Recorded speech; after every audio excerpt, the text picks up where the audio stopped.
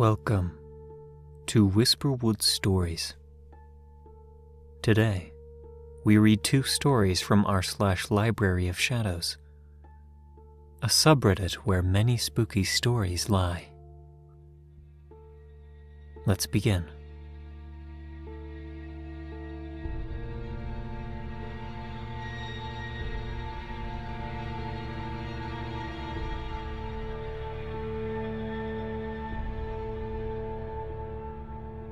Our first story is from P. Professional. The MacLaren Place. Who lives there, Mommy? My daughter, Becca, was standing on the grass, pointing to a small, decrepit board cabin. I don't think anyone lives there, sweetie, I told her. Where are the windows? She asked, walking closer. I stiffened. I didn't know why, but I was suddenly positive that this crumpling brown shack was a very bad place. They're behind those boards. Come on now, I said. Let's go see the creek where I used to play before it starts raining. That got Becca moving. But as we started down the beach, I looked back at the cottage again. The old, clapboard building looked like a rotted stump poking through the beach, something full of maggots and termites. It made me shiver, and I rubbed my arms. Something hit the back of my neck, and I let out a little scream. The next raindrop trickled down my shirt, and I felt like a fool. The rain picked up, and then we were sprinting back down the beach to our cottage.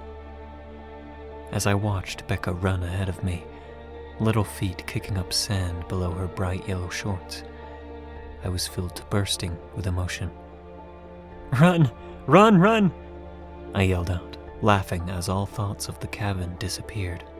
When we reached the safety of Uncle Robert's guest cottage, the skies opened up.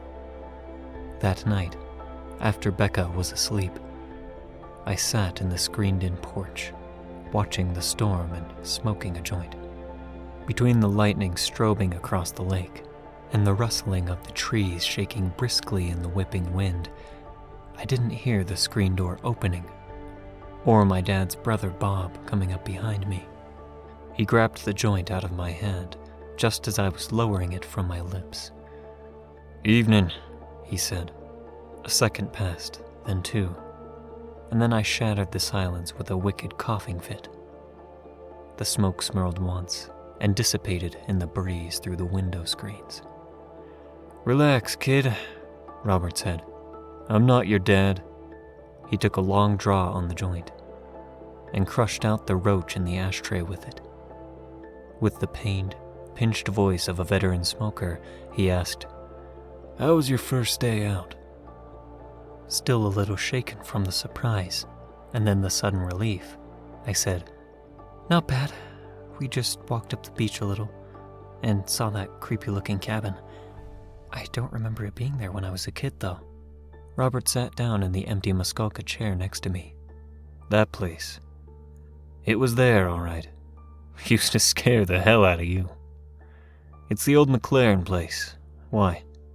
Becca was interested in it, but I didn't let her go near. It just felt, I don't know, weird or something. Robert's normally upbeat expression fell. "Don't let her go near there, kid. That place is dangerous. It's liable to fall apart at any moment." "I got that much. It looks terrible," I agreed. "But I'm talking about something else. I just got a bad feeling when I looked at it." Robert pulled out his cigarettes and lit one, sitting back in the chair. He offered me one and I shook my head. He smiled, but it wasn't a warm smile. "There's a story to that place, but I feel like we ought to be around a campfire or something." I smiled back. "You can't say there's a story and then not tell it, Robert. Come on, give." He was quiet for a moment, and then he sighed. "All right. I'll tell you the short version, so you'll keep Becca the hell away from it. Okay?" I nodded, and he began. A man named Alvin MacLaren and his wife, Shelley, lived up there. They weren't summer people. They stayed in that little shack even in the winter. It was built a long time ago, and the water line was a lot further out, in case you're wondering about the beach all around it. Anyway, they had a little girl. Alvin, he loved that little girl, focused on her night and day, at least as the story goes. One day he was meant to be watching the girl, but he was around the back splitting wood with a bladed maul. It was getting into fall and the water was rough. His little girl waded out into the water and couldn't get back in. That time of year, she wouldn't have lasted too long. Just enough to scream, once or twice. But Alvin didn't hear her then, either. Shelley came home sometime and he was still out back, chopping. Her screams made him come running. He saw that little girl washed up on the beach and then Shelley started in on him. Screaming, crying, beating on him. That and his own grief was enough to make him snap, and he swung them all around, caving her head in. Say he chopped up the bodies and buried them under the floorboards. My buzz was totally gone, and I was aching to go and check on Becca. But the story had me transfixed and I needed to hear the rest. Robert continued. Now that's when things got real bad. There's a few theories about it, but I think the simplest is the best. His grief got the best of him and something in his mind stopped working right. Over the next few months, 2 little girls went missing around that township there. Didn't take long for folks to figure out who was responsible. They gathered a crowd, came for him. But before they could get him, he blew his head off with a shotgun. They found the missing girls buried under the floorboards, chopped up in the same way as his wife and daughter.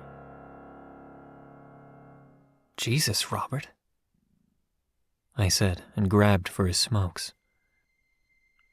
Why didn't they just tear it down? Robert lit another smoke on the coal of his first. They can't. Belongs to a distant cousin of Shelley's. Guy's got more money than sense, but won't let anybody touch the place. My mind was spinning with the story. But that doesn't explain why it still seems so ominous. He nodded. I squinted against the smoke. Here's the last part. Since Alvin MacLaren died, 4 more little girls in the last 20 years have gone missing in the area. They've searched everywhere, but no sign was ever found. People just started suspecting the cabin had something to do with it. They said old Alvin gave up searching for girls to steal, just waits there in the cabin like a spider, waiting for them to wander in. He stood to leave. And that's it. So, keep Becca away from the place, huh? See you for breakfast tomorrow, okay? Thinking of Becca, I wasn't surprised to find a couple of tears starting down my cheeks. I'm going to check on her. Night, Robert. He gave me a hug then. It felt so much like the hugs my dad used to give, and that made me cry harder, missing him. Listen, he said. I didn't tell you that to upset you, but I did want to scare you a bit. Scared is safe, okay? I sniffed and agreed. Okay. The next morning, Becca was in a foul mood. She was normally a light sleeper, and the storm had kept her up all night. She was fighting with me about everything. After the ordeal that was breakfast, we went for a walk on the beach again. We'd only been walking for 5 minutes when she tore off towards the brown cabin. I want to see the no-windows house. Becca, get back here. I chased her. To my horror, as we approached, I saw the howling wind the night before had blown the door ajar, and Becca wasn't slowing down. The girl reached the threshold and ducked under the piece of plywood that had been nailed across the doorway. As I caught up, the door banged shut. I could hear Becca on the other side, giggling madly. "Becca!" I screamed and heard the panic rising in my voice. A long, silent moment passed, then a piercing scream came through the door. I shoved the door as hard as I could. It swung in easily and I ducked under the plywood. Becca was standing in the corner of a kitchen. "Spider!" Becca pointed to the counter. The door banged closed behind me, making us both jump. There was a kitten-sized daddy longlegs, picking its way around several small animal skeletons that still had bits of dusty meat clinging to the bones. I took a deep breath, despite the oppressive heat in the trickling dust. "It's not a biting spider, Becca." Becca was in front of one of the bedrooms now. Behind her, the room was dark, too dark. There should have been some light filtering from the rotten roof, or around the boards on the windows, but instead, the shadows were total, and they were moving, extending themselves beyond the room, heading right for... "Becca!" I screamed. "Get over here right now!" Becca scowled at my tone. "No!" she shouted back, and stomped her foot. All the floorboards shook in here. I ran at her and scooped her under the arms and returned to the door. It refused to open. "Put me down!" Becca shouted, enraged at the indignity. I ignored her, pulling the handle as hard as I could. It came away in my hands, the sand-blasted door crumbling where it had been. We were trapped, and the shadows outside of the bedroom seemed to be getting thicker, seemed to be moving faster. I took us into the other bedroom, which did have some light trickling in. My feet crunched on something. The window in here had been smashed at some point. I was looking desperately around the room for something, some way to get out. From the kitchen, I thought I could hear someone laughing. The sound hurt my head. Suddenly, the floorboards in here started rattling, trying to lift, trying to show me something. Images of small lost faces flashed in my head, delicate pale blue hands beckoning to me. Becca began to cry, her tantrum suddenly forgotten. The sound of it brought me back. Desperate now, I slammed the door against the darkness, and I saw a sledgehammer with an axe blade on it leaning against the corner. It had an ugly maroon stain along its handle. The blade itself was dull and coated with a mixture of rust and that same awful dark red. I picked up the hammer and said, "Back up, honey, I'm going to get us out." I swung it heavily at the board over the window. It gave with a little shriek of the rusting nails. The bedroom door started shaking on its frame. I swung again, and the board moved again. Fingers of shadow were creeping under the door now. Becca was screaming. I swung with the hammer one more time, and the bottom of the board was free. I looked over and my blood went cold. Becca's legs were covered in pitch black, twisting shadows. Her screams had changed into deep, hitching sobs, and her eyes were bulging as she watched what was happening to her. I grabbed Becca around the waist and pulled. There was incredible resistance, as if she were stuck fast in mud. I pulled harder, which made her scream again, this time in huge, bellowing yawps of pain. But she started to move free. I pulled, and the shadows tried to regain their purchase. I twisted my body away from the door, and Becca was wrenched free. Her small, pudgy legs were already starting to bruise.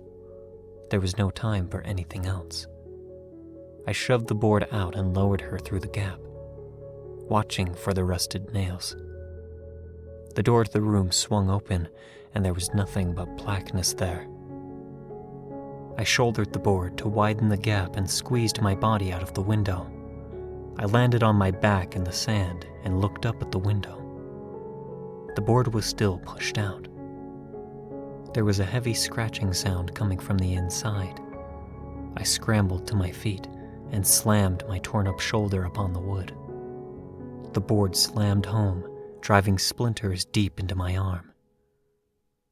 Something squealed in my head like a wriggling ice pick. Big gray spots bloomed at the edges of my vision. I took a deep breath. Another. The day was warm, and the air was clean. Becca was standing there, sobbing freely. I don't like that house. I picked her up. Ignoring the dozen gashes that shouted with pain, I hugged her tight. Me neither, honey. Shh. It's all done now. All done. Later that summer, coincidentally just the day before I was due to fly back home with Becca, somebody drove their rented pickup truck off the road, down the beach, and square into the side of that cabin. It felt like a card house. The damage to the truck wasn't bad either. Good thing I picked up the insurance.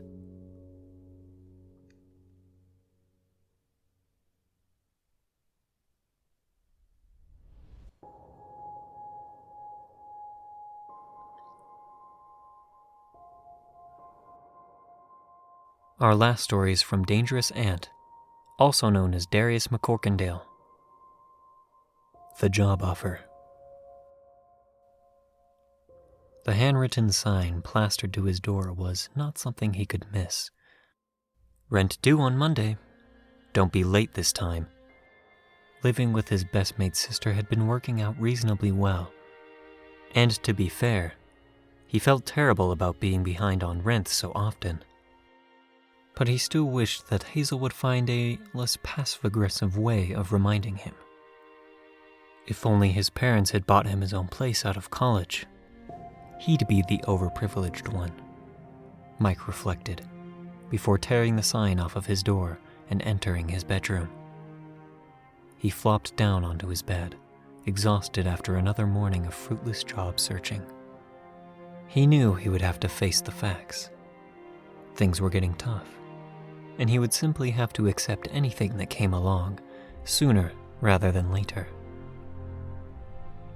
All he had to show for his efforts today was an interview at a fast food place scheduled for next week. As he got comfortable, he heard a crunching sound in his pocket and remembered the flyer that he'd been given earlier. He took it out and looked at it again. He'd been given this piece of paper by a random guy as he was leaving the subway. He'd taken it more out of politeness than anything else, fully intending to throw it away in the next garbage can he came across. Now, actually taking the time to read it, he was glad he hadn't done that. There were scarcely any details, but it was enough information to pique his interest. Exciting job opportunity for the right candidate. No experience required. Call this number. Well, I am at that point where I just need to do something to bring money in. So why the hell not? Hopefully this was said just loud enough for Hazel to overhear. Anyway, what harm could it do to give this number a call, he thought to himself. So he dialed the number. The person on the other end picked up immediately. Good afternoon, Mr. Featherstone. A female voice, not particularly unpleasant to the ear, but not hinting at any emotion either. Yes, hello? Hey, wait a minute. How do you know my name? This is the Mr. Featherstone who received our contact details in the tube station earlier today, is it not? Yes, but... We are happy that you have chosen to get back to us so quickly, Mr. Featherstone. We would like to schedule an appointment to discuss this opportunity with you later this afternoon. The location is only about a 10-minute walk from your apartment. Will 2:30 this afternoon be good for you? How does she know where I live? He mused. This was all extremely weird, but those two words, excellent pay, were enough to motivate him. Sure, yes, that's fine. Good. Please come to the following address at that time. Mr. Elliot is eager to meet you. What harm could it do to go along, he thought to himself. It was just around the corner, after all.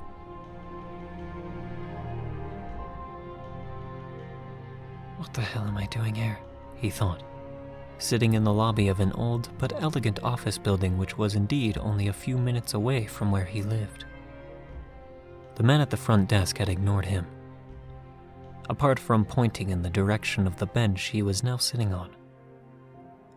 The building was so nondescript that he could honestly say he'd never even acknowledged its existence, despite having walked past it hundreds of times in the last couple of years.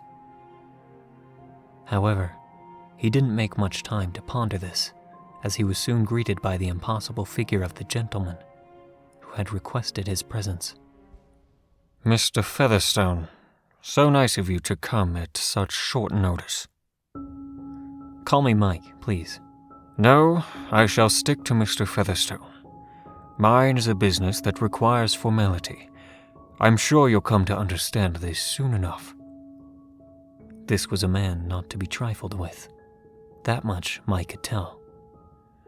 Now do follow me to my office. Again, this was non-negotiable. Mr. Elliot was already halfway there. He broke into a light jog, not wanting to seem rude by lagging behind. Now take a seat, Mr. Featherstone. Thanks, Mike said, withdrawing the copy of his resume from his bag in preparation for the coming interview. Perhaps I can give this. That won't be necessary, Mr. Featherstone. We are already somewhat familiar with you as a candidate. We don't make such offers as this to random strangers. Well, okay then. Thank you for... Mike was once again cut off. This is not an interview in the conventional sense. I will explain our requirements. I will discuss the financial compensation. Then you shall be given time to consider this information before coming to a decision. Mr. Elliot looked directly into Mike's eyes, pausing his little speech. Okay, Mr. Elliot. Mike was at a complete loss for what to do or say at this point. Good. Now, here is my offer to you.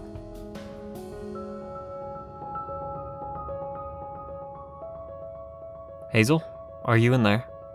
Mike asked, knocking on her bedroom door. A few seconds later, she groggily opened it. Mike, you know I work nights. Is it important?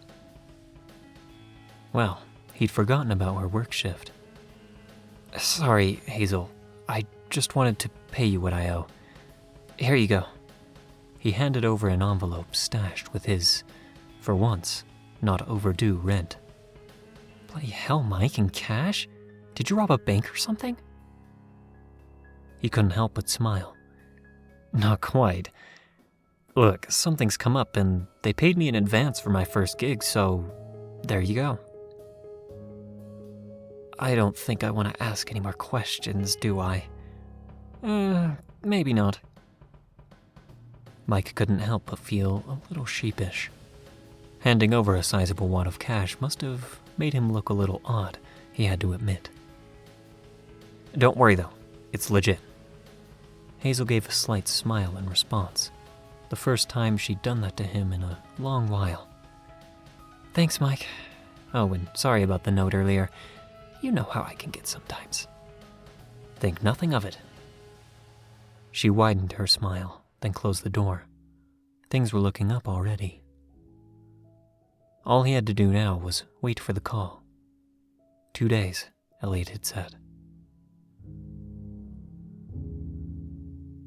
Friday evening, just before midnight, at the address given. It all sounded simple enough. Mike would be working as a personal assistant to an exceptional client of Mr. Elliot's, and would be there for a short period of time to help him out in whatever way necessary.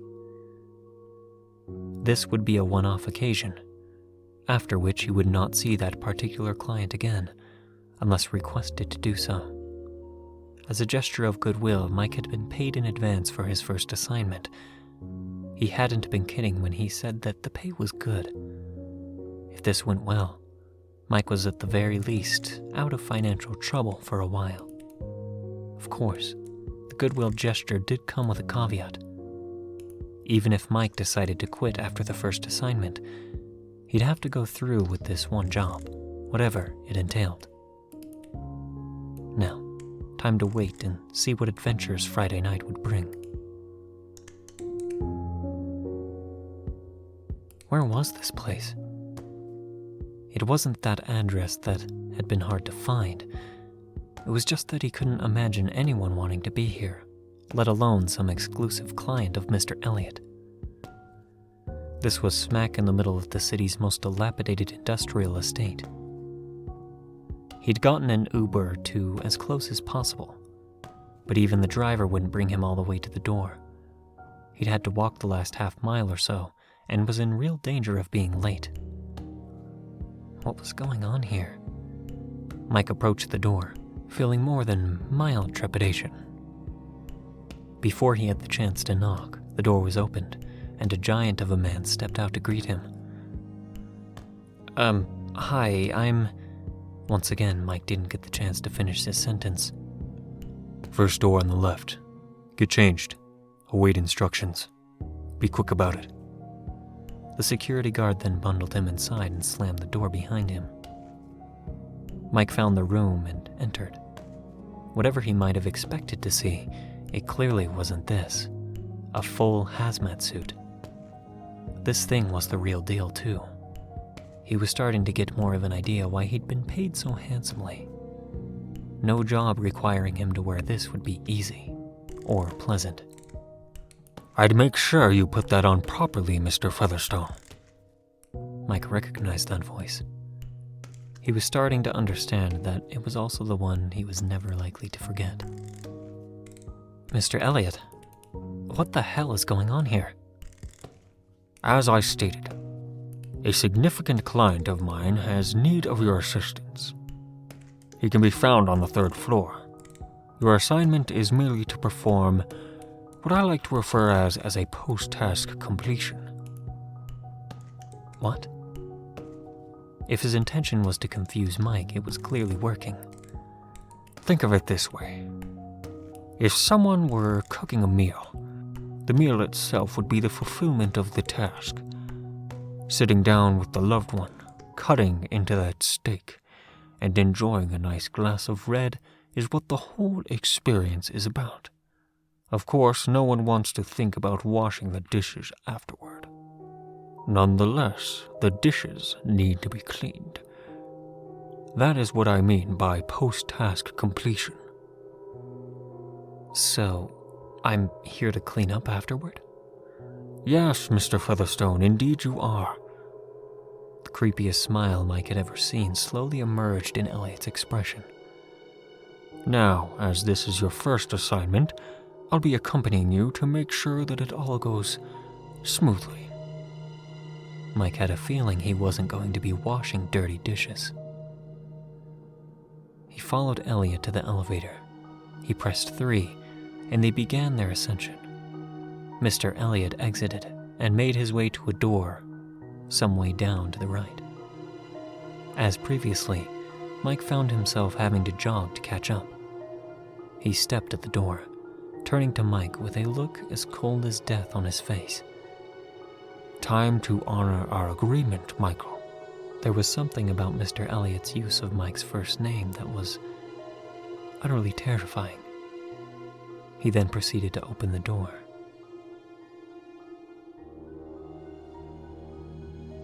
Hi, Mike. How was your first day?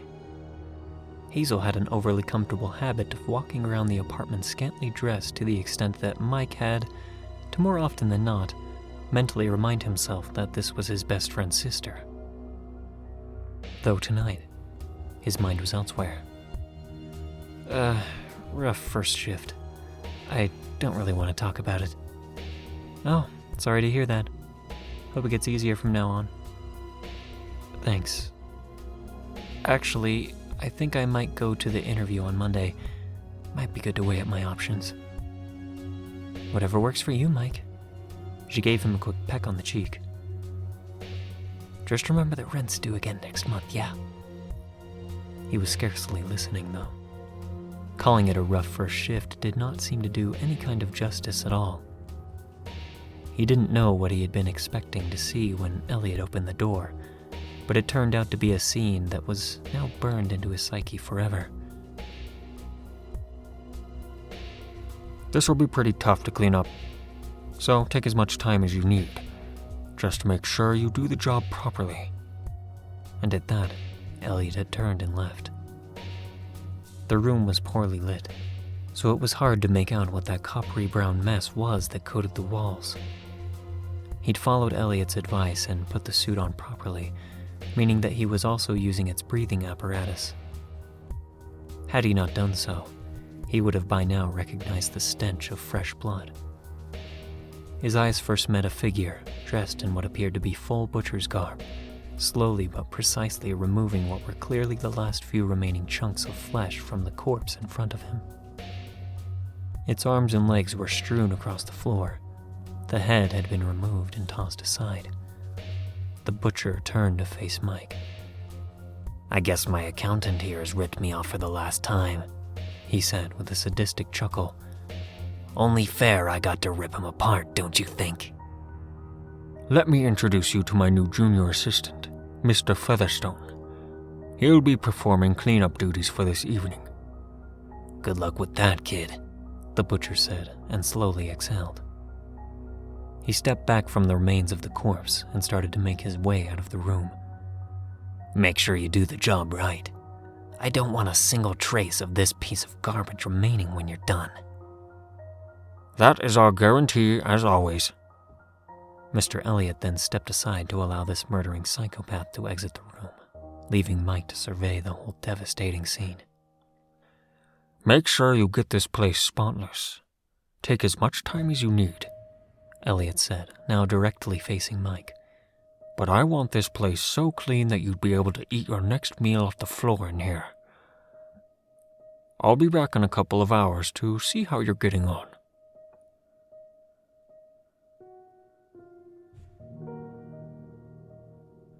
Okay then, Michael. Well, as I'm sure you can imagine, times are tough for all major multinational corporations, and the same goes here for the fast food industry. We'd love to have you on board, but we'd have to start you on a 0 hours contract. Minimum wage to start too, of course. I'm pretty sure you'd be guaranteed at least 8 to 12 hours of work every week, maybe even more. After 2 or 3 years, you'll almost certainly be in line for a full-time position. So, what do you say? Are you excited to join the Bandit Burger team? Who wouldn't be, was all Mike could say in response. Great. Then we'll see you first thing tomorrow so you can pick up your new work clothes. Sorry to say that you'll be expected to buy them from the company, but you should earn enough in the first week to cover the costs. Mike offered the weakest of smiles in response.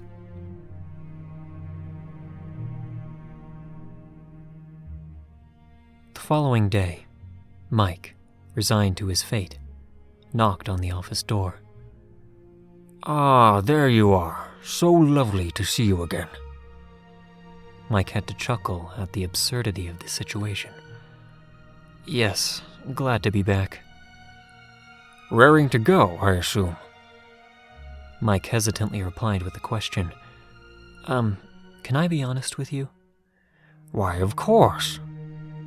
I'm just really happy to have a job. Absolutely no harm in that at all. We're glad to have you on board and fully committed. So, Mr. Featherstone, let's get you fitted up with a bespoke hazmat suit, shall we?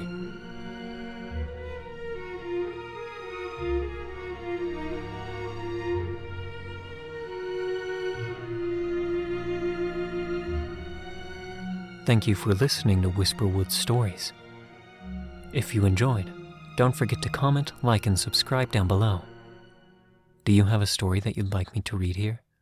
Consider sending it to whisperwoodsubmissions@gmail.com.